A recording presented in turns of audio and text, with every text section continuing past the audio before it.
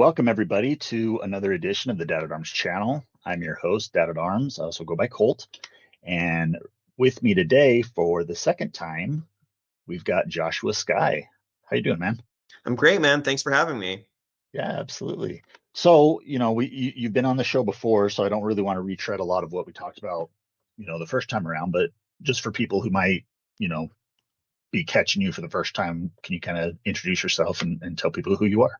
Sure. Hey, guys. My name's Josh Sky. I am one of the current writers for the Master Universe mini comics. I've also written some stuff for Sunman and as well as Hot Wheels.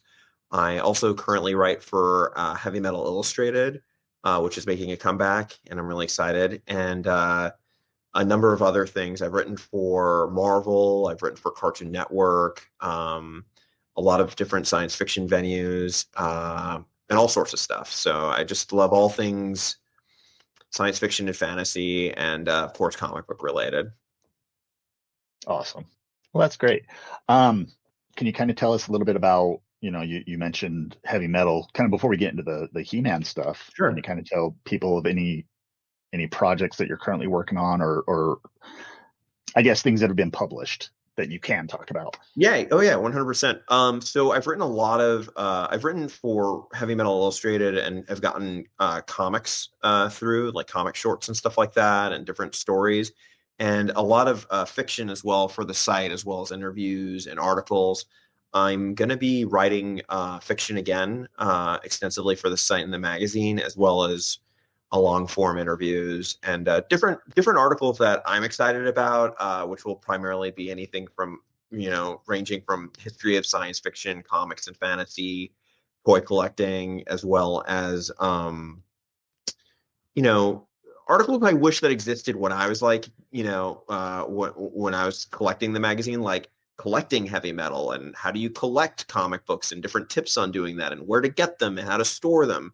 So there's a range of I'm really excited because I'll be able to scratch my itch not only creatively with original uh stories, but also as a fan of this stuff myself. Very cool. Yeah. That's Thanks. awesome, man. I'm excited for you. Well, Thanks, man. let's get into the meat of it. Let's talk some He-Man. So, as you said, you're one of the writers for the mini comics. Can you tell me the scope of the mini comics that you've covered? You mentioned Sunman. Mhm. Um, so I know you've written for like the basic origins figures. For sure. Yeah. So I basically have been on Master Universe Origins since Wave 11, right? And Okay. I've also written for the current cartoon line, the Yeah. Filmation cartoon line, which has been really fun. So since Wave 11, I've written most, I don't know if all, but most of the Origins focused mini comics since Wave 11.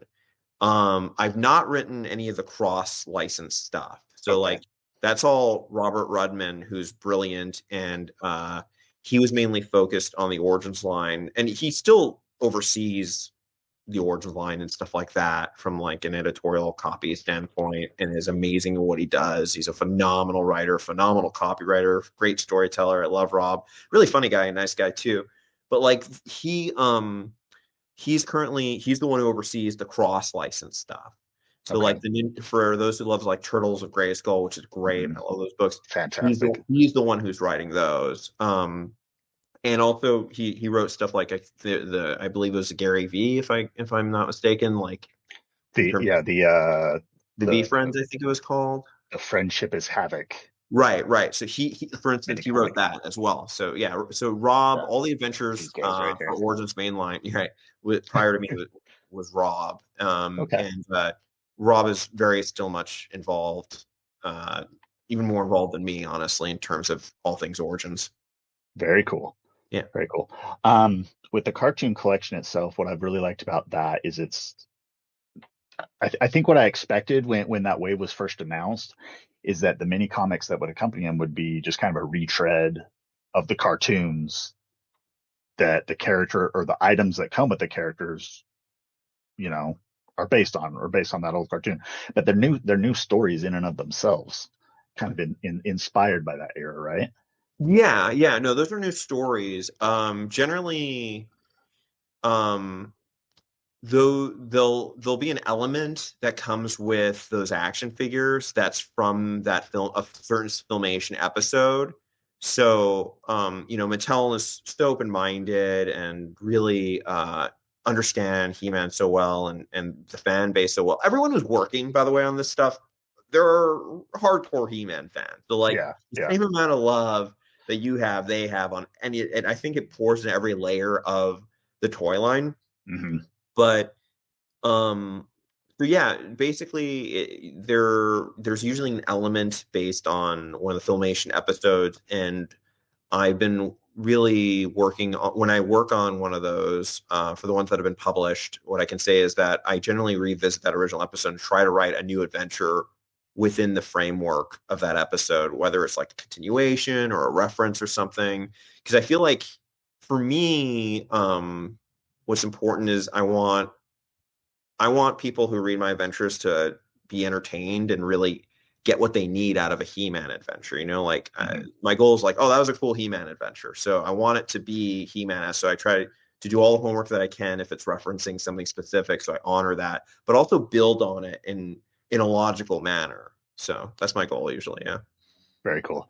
So if could you kind of explain a little bit more of the process to me? Like, do you pitch these ideas to Mattel and then they kind of approve it and you go from there? Do they have their input on? I mean, from what I can say, and this kind of works at any of these places, really. But what's special about Mattel is, as I mentioned before, is they really care about this stuff and they really get it, and they're fans in themselves. There are some places where the people you work with aren't fans of it, which is a little more difficult, I think.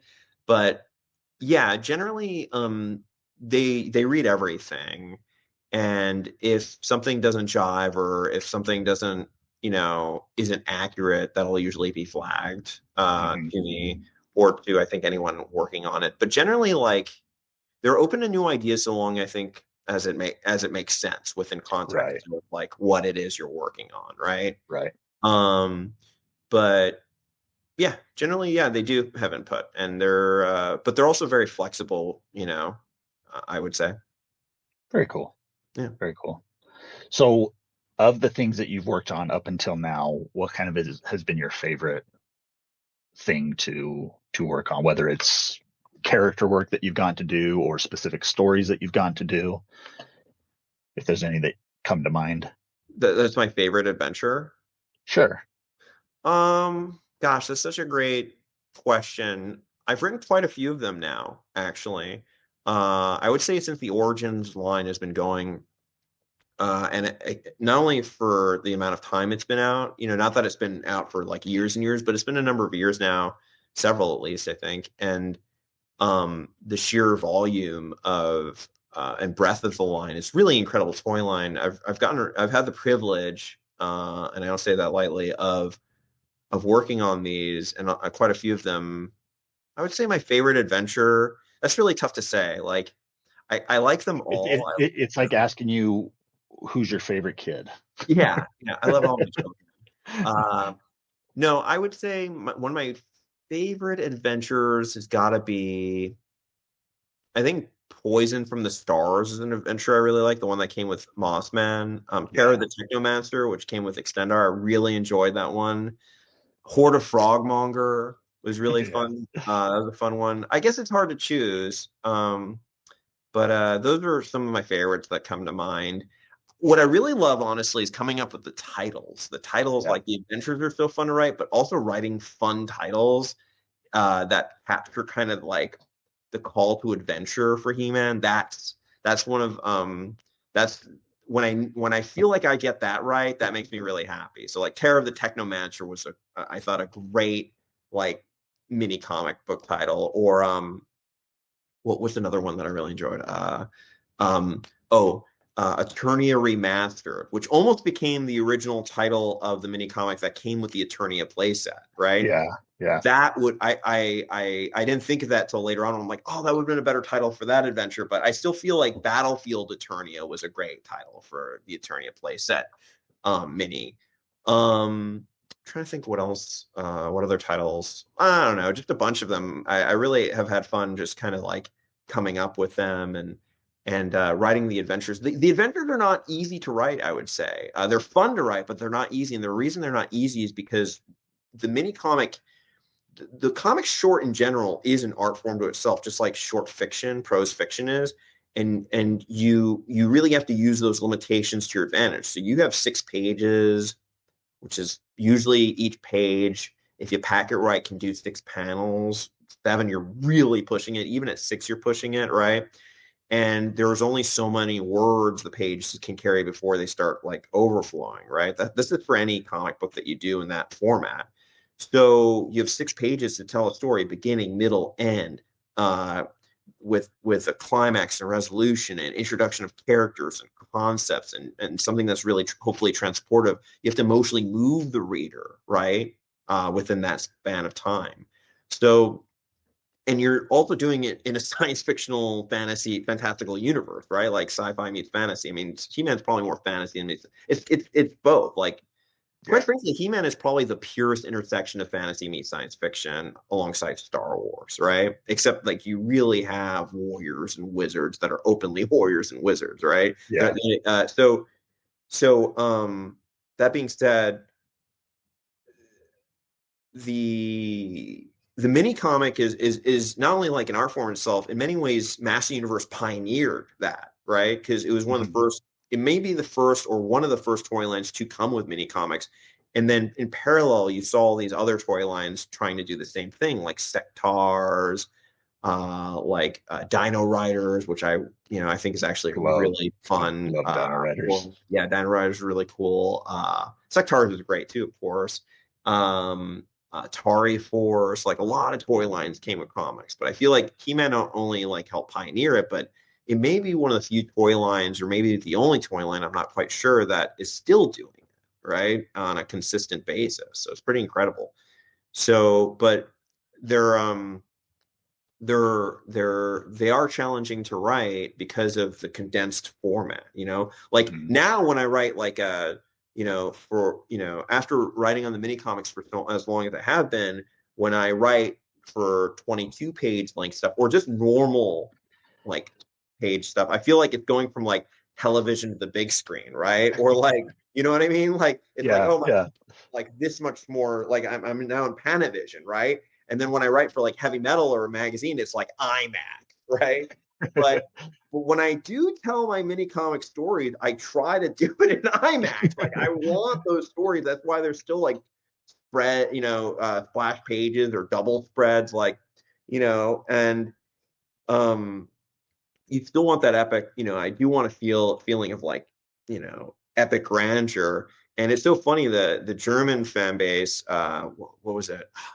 There was a German magazine. It's escaping me right now, but the German MOTU Yeah. Yeah. magazine, it was amazing what they do. By the way, uh, they interviewed me and they were like, "So why are your stories like always over the moon?" I'm like, "What do you mean by over the moon?" They're like, it's like over the top, like over the moon, like the universe. And then I'm like, well, it's math the universe. The universe usually is at stake, but not all stories are like that. There are smaller stories that I tell, and I feel like what's cool about telling stories that aren't as epic is that you have a better chance of emotionally moving people, right? Mhm. I mean, that's really my goal, I think, when writing is if you can entertain but also emotionally move. Because if you Yeah. emotionally move the audience, they become attached to the material. And if they become attached to the material and you've made them laugh or feel something or think differently, then you've really accomplished your role as a writer, right? Which is to make them care, to make this more real, right? So that was my Well, and I tangent. think I think uh, that's one thing that Master of the Universe has always done really well is even though the scope of it is, like you say, universe is in the title, it's usually this big bombastic kind of sweeping adventure. But at the heart of it, it's about these characters and how they interact and how they care for each other or things like that. And it's very much even back to the old Filmation days. I know a lot of people kind of write it off as just a 20-minute toy commercial, but I don't. I think that's a little disingenuous because there is a lot of heart in those older cartoons and those older episodes. As a kid, I was able to latch onto it. I've kind of talked at length about this in other interviews and other videos I've made on the channel about, my affection for He-Man and Teela's relationship and Mhm. what that means to me. I mean, I had, I had my vintage action figures of them on my wedding cake with my wife. That was something that was important to me and something that I shared with her.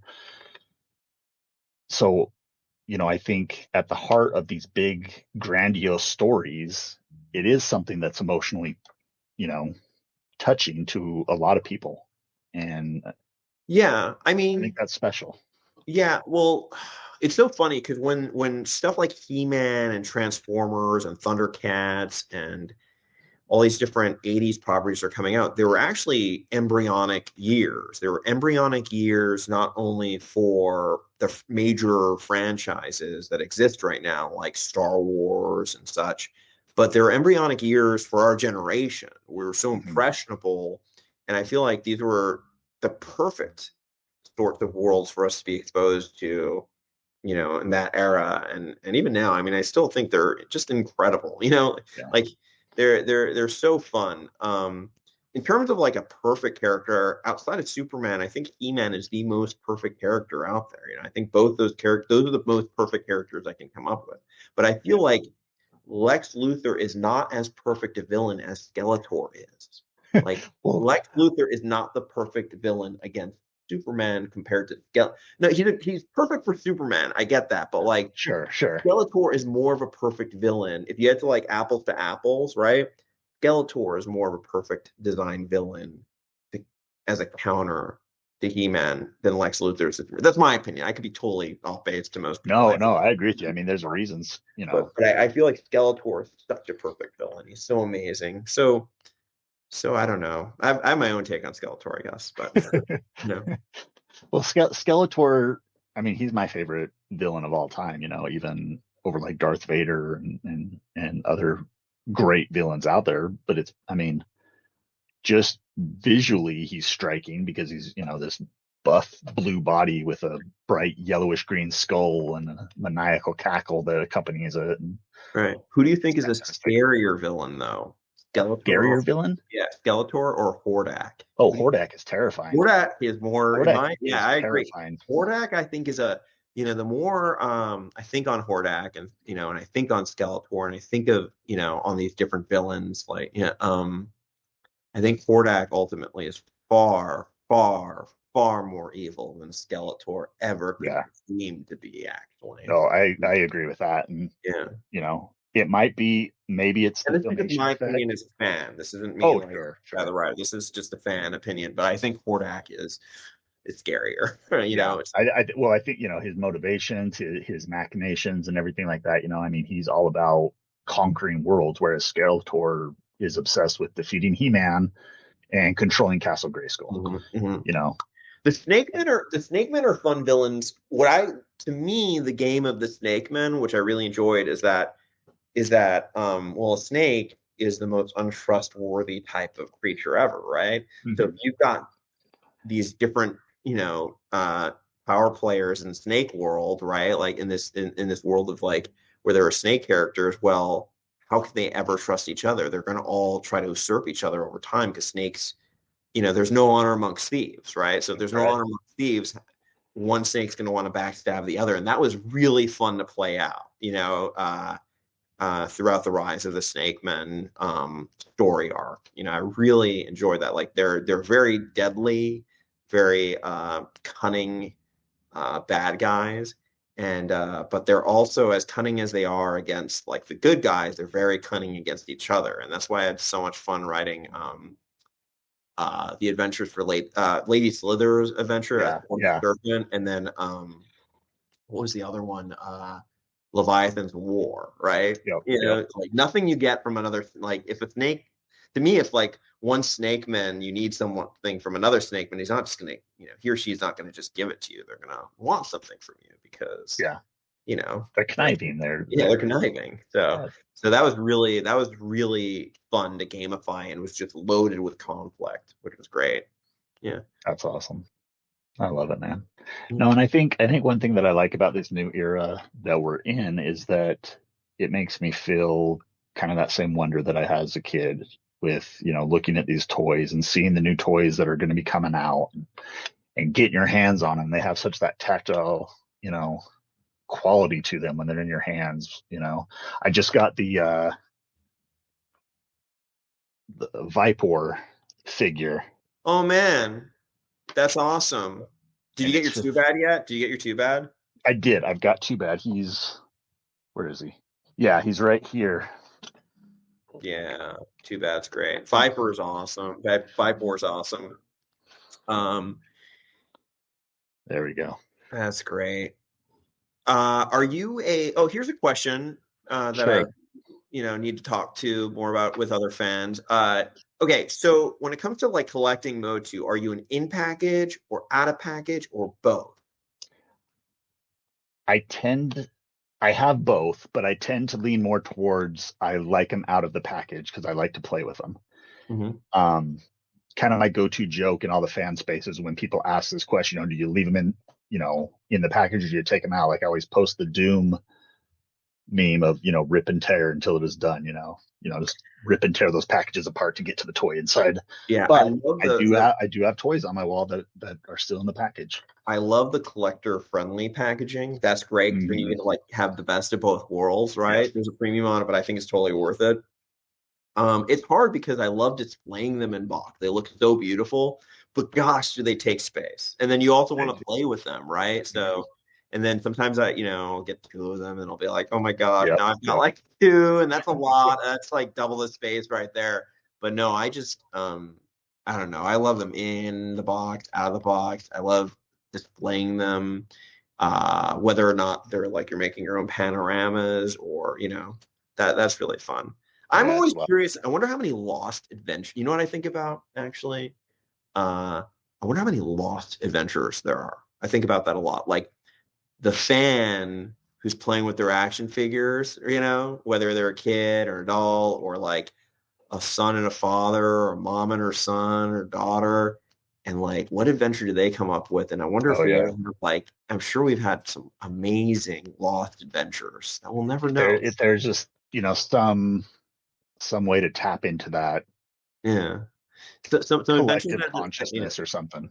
Yeah, no, some adventures that were lost as soon as they were created. I bet there are Hmm. so many of them out there, when people, tell themselves their own stories. And that's the really cool part about He-Man, in my opinion. Like there are multiple parallel stories going on. There's a story in the mini comics, there's a story on the packaging, and there's the stories that the collectors themselves come up with, right?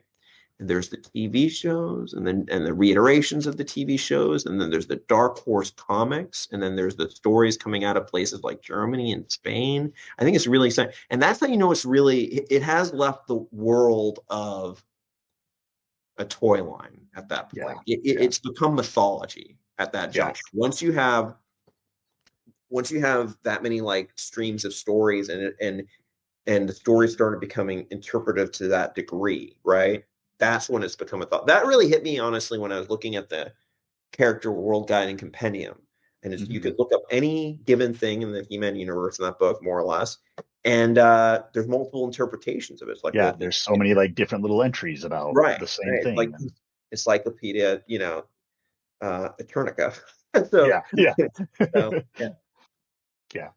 Fantastic. And I think, I think you said it perfectly. It's those adventures that we create in our own, just by playing with these toys, whether it's with our kids as adults or when we were kids ourselves.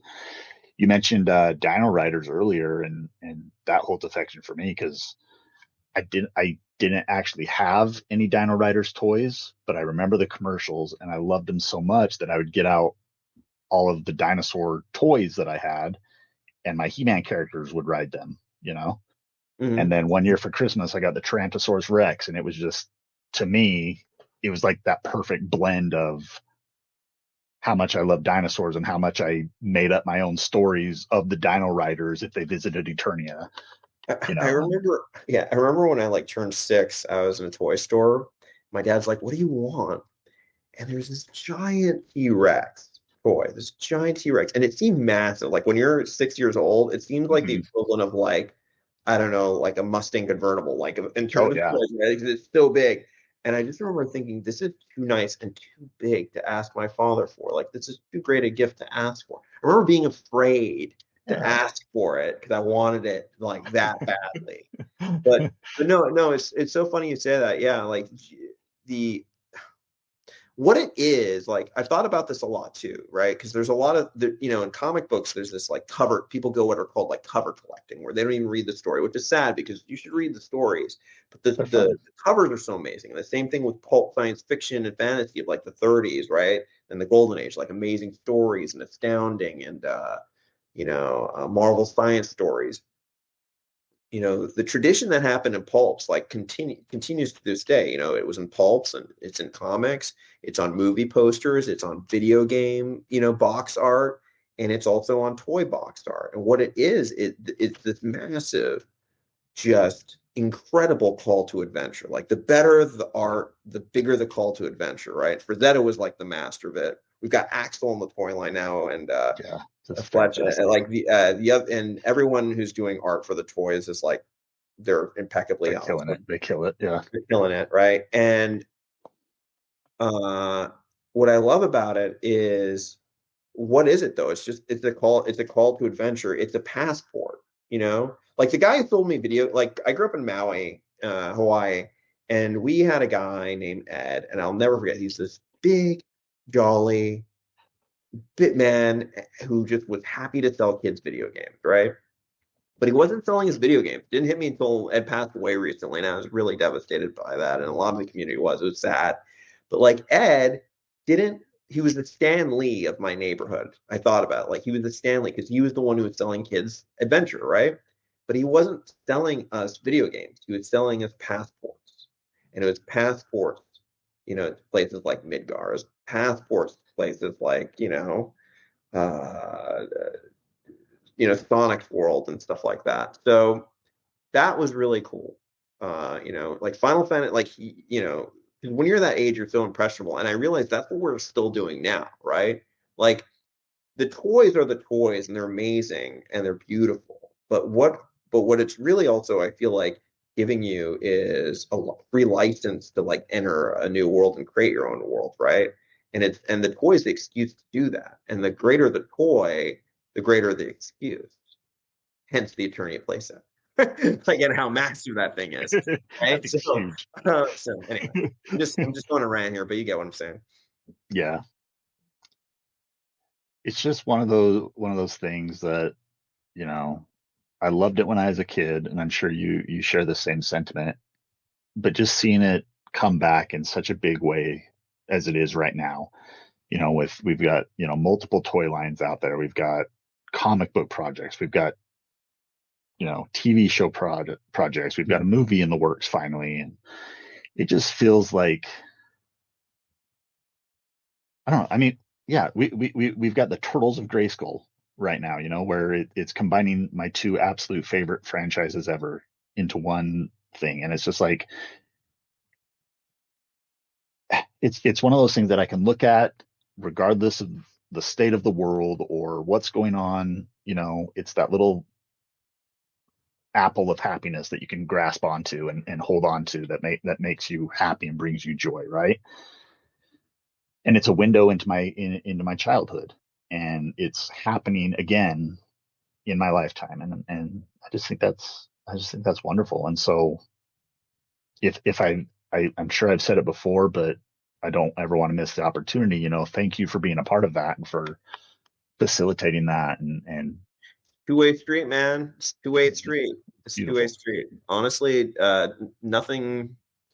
It doesn't matter what a writer writes unless someone reads it, right? Yeah, Because the writer hopefully isn't just writing for themselves. I mean, you write for yourself because you want to write something great, but you also write because you want people to read it. So honestly, it just means the world to me that people read it, and I hope people like it. I try to get better every day because um, it's really hard to honestly break into comic book writing. It's not easy. It took me, I did not have to be frank, I didn't have an easy road. Like it took many, many years because comic writing, the field had changed so much by the time I got in.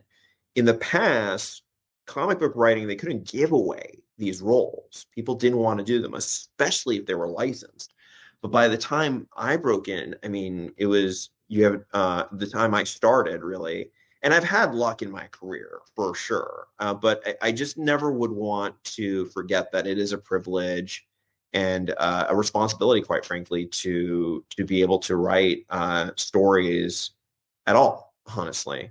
But when I broke in, I mean, gosh, like everyone wanted to be a comic book writer because it became a status thing. It really did. There Mhm. were people who wanted to write comics because they loved comics, and that to me is always pure and magical. But there are other people who wanted to use comic book writing as like a platform to break into the real thing, which is like I really want to be like a rich TV writer. And it's like, listen, we all want to be rich. Like I totally get Sure, that. sure. Like you have to appreciate the medium in of itself, like I've worked on some collaborative projects where like someone working on is like, yeah, we're gonna write a comic book and then we're gonna movie time, right? I'm like, let's focus on just doing a great comic.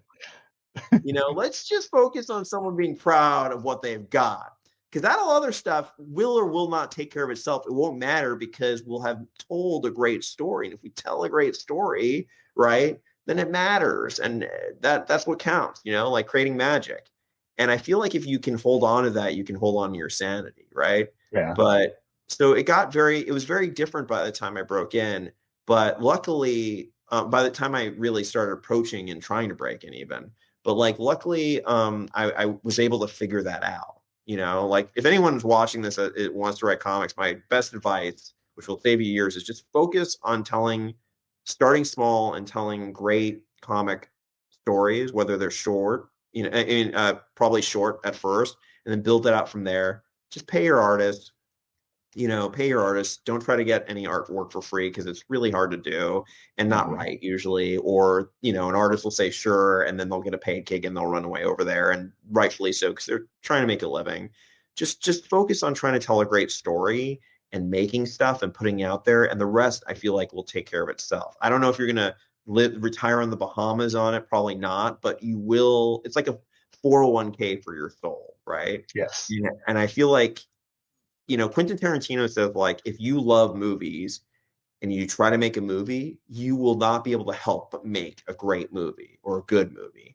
And I feel that way with comics. The love is so pure that it just starts kind of bursting forth out of itself. And I feel that way with He-Man, like the love everyone working on this thing feels is like bursting forth.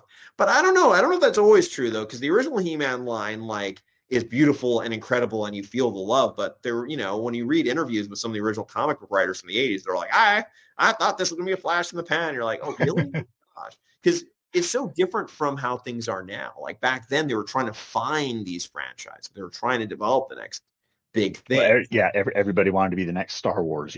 Right. Everyone's trying to be the next Star Wars. They didn't know. And so there was a ton of work and there's a ton of stuff going on. And now it's different. Now it's like there are established stuff and the people who are really taking the biggest risks are in that indie world. Hmm. But not to say that doing these franchise stuff, that is risky too. That is risky too. It's just as everyone knows, like if things aren't the same as when we were kids. Right. So but I do feel like I guess like I guess what I was really just trying to say was that, you know, you can just cut this part out because I forgot. One thing I wanted to add, you kind of touched on it a little bit earlier, when you said that everybody that working on this stuff is a fan of He-Man and is a Right. fan of this brand and these characters, this world.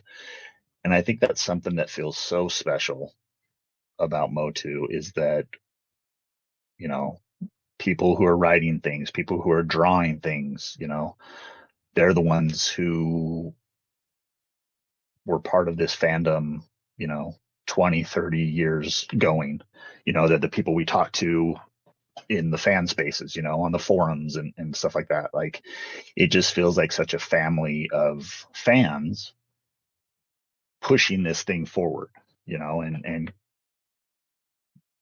now, as I mentioned earlier, where it's made this big resurgence in a way, and it feels like I think we have more He-Man stuff now than we did in the '80s, and I wonder if that's true. I mean, it I it think kind of maybe feels like it sometimes. Maybe for like the main toy lines for sure. Maybe I'm not certain. Like apples, because remember the cool thing about He-Man in the '80s, like was that it was like this initial big bang, right? Hmm. Because you had stuff going on in the US, but it was also like sub-licensed in other places. So like Italy had like stories coming out, Spain, and then Germany had it like audio plays and all sorts of stuff. Like audio plays also, as I learned at Grayskull Con, which is really cool, like sorry about that. What was audio plays are a very big thing in Germany, right? So like I went there and they had dark no, they had Knight Rider audio plays with David Hasselhoff's face and like cassettes, like their own original adventures that writers really sat down and a whole production team put together with sound effects and everything. But same thing with Ghostbusters and I think even Transformers and definitely He-Man. There are many audio adventures and they're still producing audio adventures there. They're still producing original comic book work out of there. A lot of it fan based, if I recall. But the '80s comics are amazing. And actually, this is a really tip that I think people appreciate. So the '80s German comics are very cool, and we have access to the American '80s comics to that wonderful book from Dark Horse, the mini comic Hmm. collection that's put out. But it's really hard to find the UK stuff. The UK stuff is definitely worth checking out, and there are many original adventures that came out of the UK. And then out of Germany, what I've been doing is I think IHAPA is the name of the publisher, and I bought some of their books. And you can use Google Translate on your phone. What you do is you can actually, as a camera view, so you turn on your camera and whatever you see in that camera, you can pick the language and it'll translate it for you. So Oh, that's like cool. a magnifying glass, I go through those comics and I read them in English, which is That's really cool. awesome. Now, how accurate are the translations? I'm not sure, but I think you could figure out, right? You can Like kind of, yeah, yeah. right, you can like just you can kind of like intuit like what it means. So I feel like for anyone trying to access comics from other regions, that's a great way to read comics from other countries and see what sorts of adventures they're putting together. Hopefully one day we get official Yeah, American US I hope versions of so. When translations. and then you've got, you've also got like the wonderful like comics that came out of Brazil during the 80s, Mm-hmm. and just all these other adventures that for me I only learned about in the past few years, Yeah, I didn't know. So there was stuff that came out of Brazil. I don't recall that, but I know definitely. I So think it's there's Spain for sure, but so Brazil. really you know, very topical actually in the new Revolution comics that just came out from Dark Horse that Tim Sheridan wrote. Mhm. Um, Kind of the prequel story to the show of how Hordak and Skeletor met and their whole storyline. They revisit those Brazilian comics. I think it's in the second issue of Revolution. Uh, it takes place for the most part on a planet called Zalkron, and there's this Queen Zal, and Hordak comes in as a conquering force and captures the queen and subjugates this planet, Mhm. and that was originally written for the Brazilian comics, specifically for that comic line that was only available in Brazil. Yuka Isakainen sent me the translation of that original comic where Zalkron is the focus of it, and it's cool because it's like a planet full of crystal I people, love to. I would made love out to of see crystals. that. I would Yeah, love to see that. I'll Yeah, send you please I'll send that send you to the me. I would original love to. comic. I But love finding lost aspects of the comic. You know yeah, that too. yeah, but it That's was really cool. It was really cool because what Tim Sheridan did with it is he made the language that he uses for the Zalkronian people is Portuguese in this new Revelation book or Revolution book, kind of as a callback to that original Brazilian comic where they speak Portuguese, in Brazil. And I just thought that was such a cool way to honor the source material of where that those these people came from in MOTU lore. And it's fascinating. it is fascinating. You know what's kind of I think an interesting challenge writing these is where you want to put. You can't just do. What I've learned is you can't just do the same thing, right? You can't just like read and then use the same mythos but not really grow it. I think there's Right. still. I think what a lot of people mess up with some of these big franchises and worlds and stuff like that, established properties is they try to put too much like it's mine now and this is my stamp, right? I Mhm. think what I'm learning in my arc for this is what is enough. I think I've I think I'm pretty good at figuring out, or or decent at least at figuring out what's enough to honor the past and also like reference stuff, but also like how much original stuff, and Mattel's cool. I think this is all in my own head, honestly. Like I want to put enough of an original spark in it, but I want it to feel like He-Man. That's my biggest thing. I want people to feel like this is Master Universe, right? So I do put new ideas in there, but it's the balance because more often than not, we hear fans complain, and usually rightfully so, that like, oh, this guy's just trying to, or this creative's just trying to put their spin on it, and like they have their own agenda. But like sometimes you can mirror things too much, also, Right. right? So what I'm really focused about finding just the right balance, but also like honoring the past, but also building it forward in like a logical manner. I think is just really, I think, important, and finding that balance is important. But I feel like that's really cool. I'd love to see that. I'm really excited to read the rest of Mr. Sheridan's arc. I think Ted Biaselli is working on it with him too, right? Yeah, yeah. So Ted, The nicest Tim, guy, by the way. and Nice guy. Ted's fantastic. I love talking with Ted. Yeah. Yeah, Ted, Tim, and Rob all conceptualized the story. Right. Rob That's David. another thing also, by the way. He-Man fans are really nice, They're very and a nice. lot of They're the quote very unquote open. like, upper level He-Man fans like Ted and stuff. They're all, I've always had just lovely experiences with all of them. Honestly, Mhm. they're very nice to me. I've learned a lot from them. Um, I really enjoy speaking with them and stuff like that. So that's cool. Yeah. Yeah, 100% agree. Yeah, I definitely, yeah, check out those comics. They're a lot of fun. But I'll send you the original Brazilian comics from the 80s, at least this one issue that I have from Yuka. No, no, I've been following the art. I'm just not fully up to date. I have to go to my comic store and pick up a bunch of stuff that's like I'm backdated on. But yeah, I believe I picked up the first issue. I need to pick up the rest of it still. But I will definitely check out. I'd love to see those files that you mentioned Sure, for sure. sure. But yeah, the UK stuff, all of it's worth checking out, of course. The Hmm. UK, the German stuff's great. The art also is just fantastic Oh, it's from wonderful. the 80s I era. had, Cool stuff. there was a fan from Ireland who sent me a bunch of prints from those UK, Is that MOTU or not Origin UK. Sport? Is that MOTU Origin Sport? Yes, yes. He's fantastic. Also, another Such great a fan. lovely person. Let Such a lovely me, person. you'll rec, this is from those old, as I understand it, these are from those German. Wow. So he Beautiful. sent Beautiful me, work.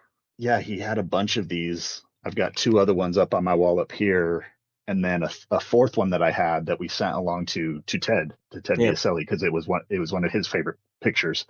Yeah. But just fantastic. The another fan base which is really cool is the one in New Zealand. Oh, There, really? yeah, there's some really wonderful fans out in New Zealand. Uh, Retro Bacon's really great. Masterversal Toy Hunter, Hmm. really cool. Like, Yeah, that's been one of the greatest privileges also, is just meeting people who have this fellow passion, yeah, and seeing their collections and what they're up to and listening to their stories. I really love it. So no, yeah. it's been really cool. I love that we live in an age of this social media.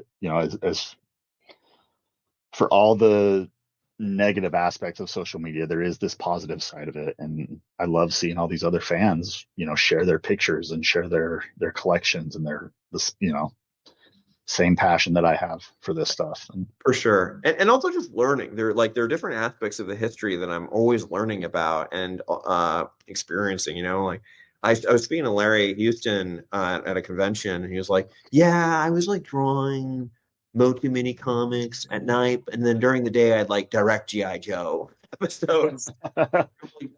Dude, you were just like stacking legendary credits in the 80s. Like, it was not, and then I directed the G.I. Joe movie, and it's like, oh my gosh, that's so insane. I that's wish some of these awesome. places, I don't know. I just wish, I don't know. Anyway, I'm gonna let that thought go. But yeah, yeah. Uh, there, a lot of these people are still around. Hmm.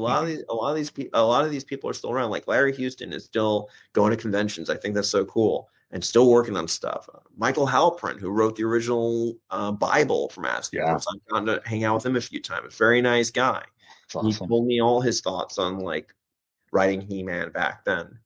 Um, and there's a lot of cool fan projects too, like, that are going on, of course, as well, that are, really, really great. Yeah, Yeah. yeah, it feels awesome.